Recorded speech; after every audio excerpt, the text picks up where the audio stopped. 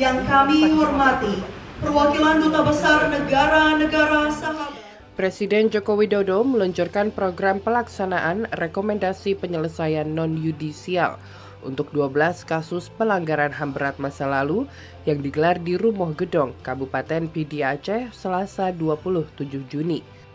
Presiden Jokowi juga membagikan bantuan sosial kepada korban pelanggaran HAM berat yang terjadi di Simpang KKA Rumoh Gedong, Jambo Kepok, berupa beasiswa pendidikan dan Kartu Indonesia Sehat Prioritas. Sementara bagi korban pelanggaran HAM berat tahun 1965 berupa kartu izin tinggal terbatas karena mereka kini telah menjadi warga negara Rusia dan Republik Ceko. Presiden Joko Widodo mengatakan Aceh merupakan titik balik awal penyelesaian pelanggaran HAM berat masa lalu melalui mekanisme non-yudisial dan akan diteruskan ke daerah lain. Ada 12 peristiwa.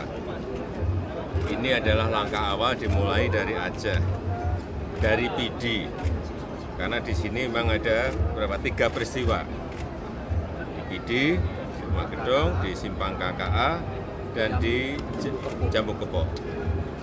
Setelah itu akan terus.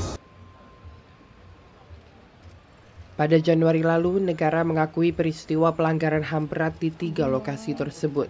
Sejumlah anak korban mengapresiasi upaya pemerintah ini.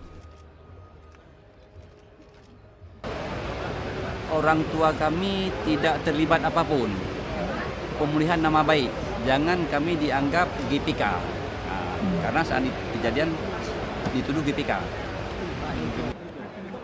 Semoga ini berlanjut, jangan di pemerintah Jokowi setelah Bapak Jokowi berlanjut, semoga ini dapat berlanjut untuk kami. Itu harapan kita semua.